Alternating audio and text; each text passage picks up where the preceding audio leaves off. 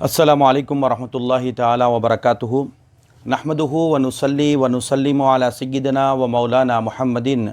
رسولہ النبی الامین المکین الحنین الکریم الرؤوف الرحیم وعلی آلہ طیبین الطاہرین وصحبہ الکرام المتقین المخلصین وجمیع الاولیاء والصالحین وعلینا معہم اجمعین اما بعد فقد قال اللہ سبحانہ وتعالی فی کلامہ العظیم فاعوذ باللہ من الشیطان الرجیم بسم اللہ الرحمن الرحیم قل لا اسألکم علیہ اجرا الا المودۃ فی القربى صدق اللہ مولانا العظیم فقال اللہ سبحانہ وتعالی الی مقام آخر ان اللہ وملائکتہ یصلون علی النبی یا ایہا الذین آمنوا صلوا علیہ وسلموا تسلیما اللہم صلی علی سیدنا محمد وعلی آل سیدنا محمد وبارک وسلم۔ معزز سامعین و ناظرین محترم، آج ہم مولائے کائنات امیر المؤمنین اسد اللہ الغالب مظہر العجائب والغرائب مولا مشکل کشا سیدنا علی بن ابی طالب کرم اللہ وجہ الکریم رضی اللہ تعالیٰ عنہ کے فضائل اور آپ کے مناقب اور آپ کے مقام و مرتبے کے متعلق کچھ باتیں آپ کے گوشے گزار کرتا چلوں۔ قرآن مجید کی جس آیت مبارکہ کو میں نے تلاوت کا شرف حاصل کیا ہوں، جس میں اللہ رب العالمین نے ارشاد فرمایا قل لا اسألکم علیہ اجرا، یہ جو قل کا کلمہ ہے کہ اللہ رب العالمین نے فرمایا کہ اے حبیب مکرم آپ کہہ دیجئے، قل کے معنی آتے آپ کہہ دیجئے لا اسألکم علیہ اجرا، کہ میں تم سے تبلیغ رسالت پر کوئی اجرت کوئی معاوضہ نہیں چاہتا، بس یہ چاہتا ہوں کہ میرے قرابت داروں سے محبت کی جائے۔ معزز سامعین و ناظرین محترم، ایک خاص بات آپ کے سامنے یہ رکھنا چاہتا ہوں کہ قرآن مجید میں اللہ رب العالمین نے جب کل کائنات انسانی سے خطاب فرمایا تو وہاں پر اللہ نے فرمایا یا ایھا الناس۔ جہاں پر بھی قرآن مجید میں یا ایھا الناس آیا تو یہ بات معلوم ہوئی کہ اللہ رب العالمین نے کل کائنات انسانی سے اللہ نے خطاب فرمایا۔ کہیں پر صرف اہل ایمان سے اللہ رب العالمین نے خطاب کیا تو وہاں پر فرمایا یا ایھا الذین آمنوا، اے ایمان والو، صرف اہل ایمان سے اللہ رب العالمین نے خطاب فرمایا۔ کہیں پر اللہ رب العالمین نے خطاب کیا بندوں سے، کئی بات اللہ رب العالمین نے بندوں تک پہنچائی، لیکن بواسطہ رسالت محمدی کے جب اللہ رب العالمین کوئی بات بندوں تک پہنچاتا ہے وہاں پر فرماتا ہے قل، اے حبیب مکرم آپ کہہ دیجئے، آپ فرما دیجئے، میں نہیں آپ فرما دیجئے کہ میں قل لا اسألکم، اس جگہ پر اللہ رب العالمین نے فرمایا حبیب آپ کہہ دیجئے کہ کیا، کہ میں نے جو تم تک اللہ رب العالمین کے احکام اور اللہ رب العالمین کا دین جو تم تک پہنچایا ہوں، شریعت جو تم تک پہنچایا ہوں، اس پر کوئی اجرت نہیں چاہتا، کوئی معاوضہ نہیں چاہتا۔ سامعین محترم، اس آیت مبارکہ کی اگر تفسیر کو دیکھ لیا جائے، اس کی شرح کو اگر دیکھ لیا جائے تو آقا علیہ الصلاۃ والسلام جو ہے صحابہ کرام رضوان اللہ تعالی علیہم اجمعین کے مجلس میں تشریف فرما تھے، اور حضور پاک علیہ الصلاۃ والسلام کی بارگاہ میں صحابہ کرام کوئی نذرانے کوئی تحفے لے کر آئے۔ وہ اس لیے لے کر آئے تھے کہ صحابہ کرام نے آپس میں گفتگو فرمائی۔ اس کے سیاق و سباق میں اگر دیکھ لیا جائے، اس کی اگر شرح میں دیکھ لیا جائے تو صحابہ کرام رضوان اللہ تعالی علیہم اجمعین اپنی نشست میں بیٹھے صحابہ کرام ایک دوسرے سے خطاب فرما رہے تھے کہ اللہ رب العالمین نے ہم پر بڑا کرم فرمایا، حضور پاک علیہ الصلاۃ والسلام کی شکل و صورت میں سرکار دو عالم تشریف لائے، ہم نے آقا علیہ الصلاۃ والسلام کے دین کو قبول فرما لیا۔ پہلے گمراہوں میں سے تھے، مستحق نار تھے، حضور پاک علیہ الصلاۃ والسلام جو دین لے کر آئے، کلمہ لے کر آئے، ہم نے اس کو تسلیم کیا، اب مستحق جنت ہو گئے، تو کیوں نہ ہم آقا علیہ الصلاۃ والسلام کی بارگاہ میں کوئی نذرانہ کوئی تحفہ لے کر حاضر ہو جائیں۔ تو جب صحابہ کرام رضوان اللہ تعالی علیہم اجمعین جب بارگاہ رسالت بآب میں حاضر ہوئے تو اس وقت میں اللہ رب العالمین نے فرمایا کہ اے حبیب مکرم آپ ان سے کہہ دیجئے کہ میں نے جو تم تک اللہ کے احکام کو، دین کو، شریعت کو پہنچایا ہوں، اس پر کوئی اجرت نہیں چاہتا، کوئی معاوضہ نہیں چاہتا، بس یہ چاہتا ہوں کہ میرے قرابت داروں سے محبت کی جائے۔ معزز سامعین و ناظرین محترم، جب یہ آیت مبارکہ نازل ہوئی اور صحابہ کرام رضوان اللہ تعالی علیہم اجمعین نے حضور نبی کریم کی بارگاہ میں عرض گزار ہوئے کہ یا رسول اللہ وہ کون سے قرابت دار ہیں جس کی محبت کو، جس کی مودت کو اللہ رب العالمین نے تمام اہل ایمان پر واجب کر دیا ہے؟ تو آقا علیہ الصلاۃ والسلام نے ارشاد فرمایا علی و فاطمۃ و بناہما، علی سے محبت کرنا، فاطمۃ الزہرا سے محبت کرنا، حسنین کریمین سے محبت کرنا اللہ رب العالمین نے تمام اہل ایمان پر واجب کر دیا ہے فرمایا۔ تو گویا آج ہم اس وجوب کی ادائیگی کے لیے یہاں پر جمع ہیں کہ علی سے محبت کرنا یہ واجب ہے اہل ایمان پر، فاطمۃ الزہرا سے محبت کرنا، حسنین کریمین سے محبت کرنا اللہ رب العالمین نے تمام اہل ایمان پر واجب قرار دے دیا۔ آئیے معزز ناظرین سامعین محترم، آج ہم اہل بیت اطہار میں سے جن کا تذکرہ فرما رہے ہیں کہ وہ مولائے کائنات سیدنا علی بن ابی طالب کرم اللہ وجہ الکریم ہے، جس کے متعلق بے شمار قرآن مجید کے آیات مبارکہ، کثیر آیات مبارکہ، بے شمار حدیث اللہ کے پیارے حبیب صلی اللہ تعالی وسلم نے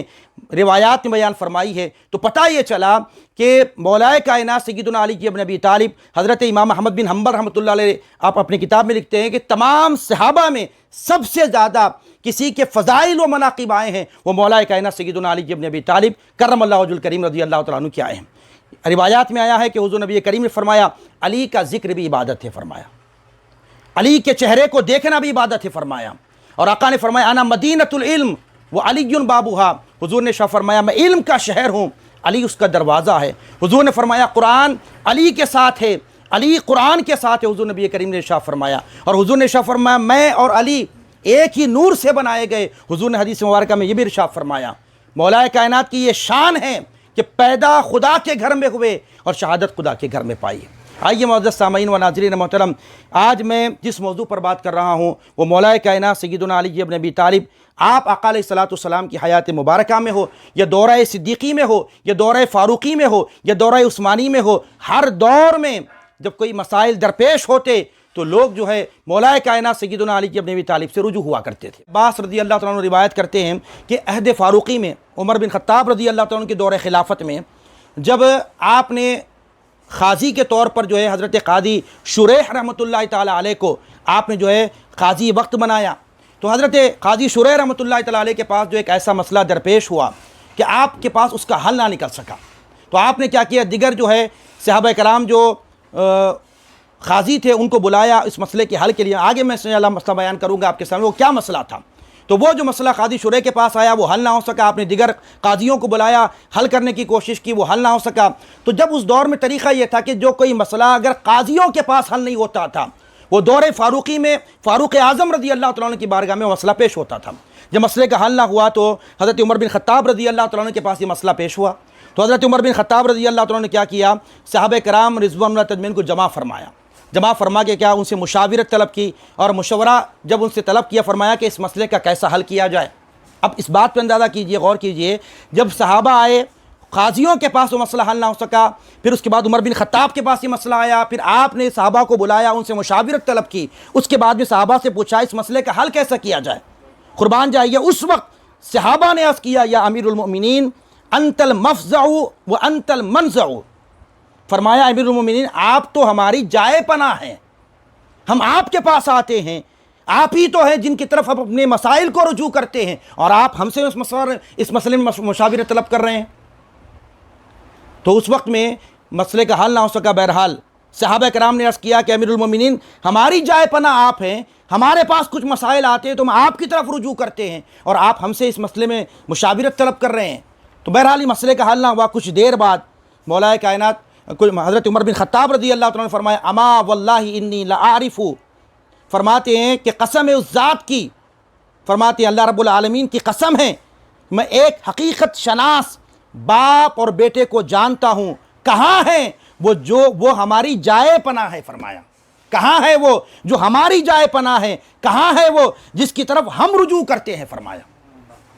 عمر بن خطاب نے فرمایا لوگو جب کوئی مسائل تمہارے پاس حل نہیں ہوتے تم میرے پاس آتے ہو، وہ مسئلہ جو میرے پاس حل نہیں ہوتا میں وہ مسئلہ لے جا کر کہاں پیش کرتا ہوں، فرماتے کہاں ہے، اللہ کی قسم میں ایک حقیقت شناس باپ اور بیٹے کو جانتا ہوں، وہ جو ہماری جائے پناہ ہے اور ہم ان کی طرف جو ہے مسئلے کے حل کے لیے رجوع کرتے ہیں۔ تو کسی نے سمجھ گیا کہ اس سے مراد مولائے کائنات سیدنا علی بن ابی طالب ہیں، ان کے شہزادے امام حسن مجتبی ہیں۔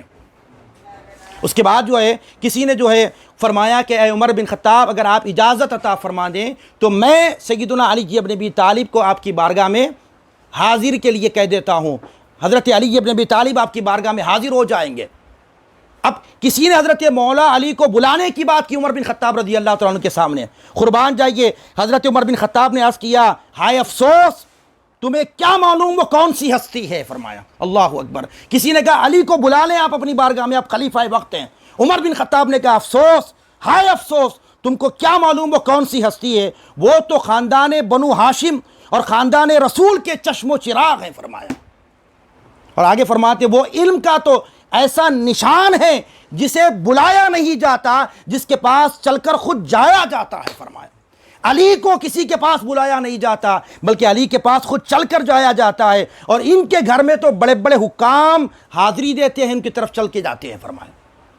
اس کے بعد قاضی شریح حضرت عمر بن خطاب رضی اللہ تعالیٰ عنہ دیگر اصحاب رسول جو ہے حضرت مولا علی کی بارگاہ میں حاضر ہوئے، تو مولا کائنات سیدنا علی ابن ابی طالب ایک باغ کے اندر بیٹھے ہوئے تھے آپ،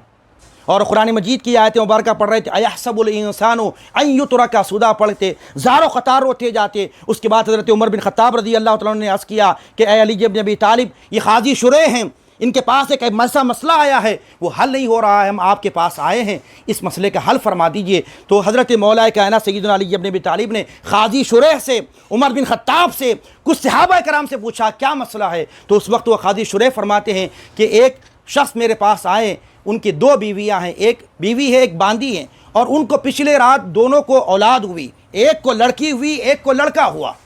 اب دونوں بھی عورتیں یہ کہتی ہیں کہ علی ابن ابی طالب بیٹا میرا ہے، بیٹی لینے کے لیے کوئی تیار نہیں ہے، یہ مسئلہ ایسا ہے یہ حل نہیں ہو پا رہا ہے، ہمارے قاضیوں کے پاس بھی حل نہیں ہو پا رہا ہے۔ دور فاروقی میں حضرت عمر بن خطاب وہاں موجود ہے، یہ مسئلہ وہاں بھی حل نہ ہوا، ہم سب مل کر، عمر بھی ہو قاضی شریح بھی ہو، سب مل کر آپ کے پاس آئے، مسئلے کا حل فرما دیں۔ تو حضرت مولا کائنات نے زمین سے تنکا اٹھایا، روایت کے الفاظ ہیں زمین کا تنکا اٹھایا، اٹھا کے فرمایا یہ مسئلے کا حل کرنا اس تنکا اٹھانے سے زیادہ آسان ہے فرمایا، یہ کوئی بڑا مسئلہ نہیں ہے فرمایا، اس کے حل کے لیے میں نے جیسے تنکا اٹھایا ہے، اس تنکا اٹھانے سے آسان کام اس مسئلے کو حل کرنا ہے فرمایا۔ فرمایا کیا مسئلے کا حل ہو؟ تو حضرت مولا کائنات نے اس پہلی عورت کو بلایا، اس کی بیوی کو بلایا، بلا کے کہا کہ ایک برتن منگوایا، کہا تیرا جتنا دودھ ہے اس میں نکال کے لے آ۔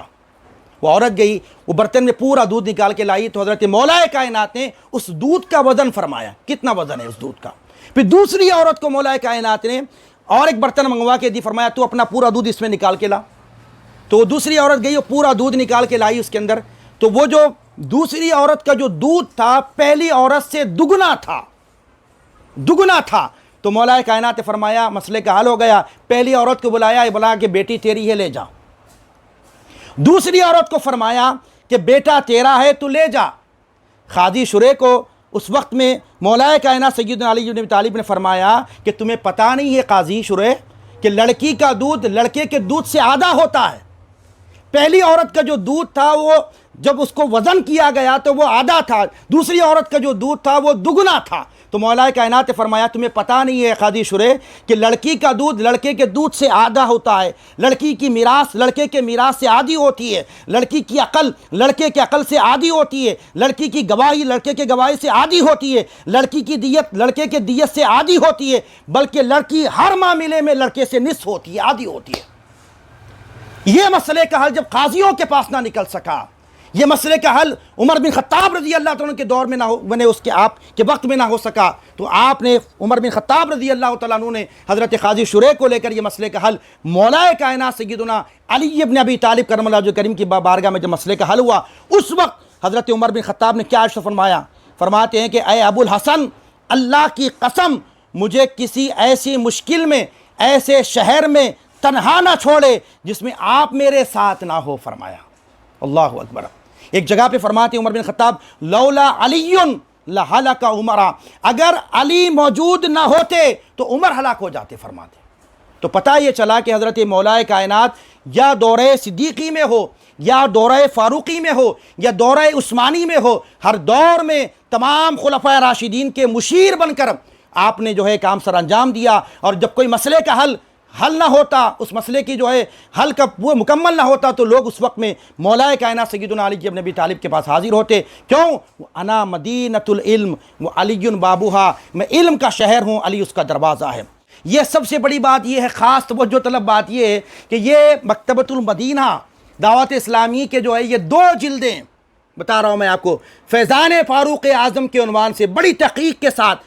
صحابہ کرام بھی اہل بیت اطہار کی کیسی تعظیم، کیسی تکریم اور کیسا ادب کرتے تھے، یہ 2 جلدوں میں بڑے تفصیل کے ساتھ واقعات موجود ہیں۔ یہ چند باتیں رکھی گئی اللہ رب العالمین کی بارگاہ میں، 10 بدعا ہوں پروردگار عالم، ہم تمام احباب کو میرے مولا پروردگار عالم جمیع اہل بیت اطہار صحابہ کرام کی تعظیم و تکریم اور ادب کرنے والا، ان سب سے محبت کرنے والا بنائے۔ وما علینا الا البلاغ، وآخر دعوانا ان الحمد للہ رب العالمین۔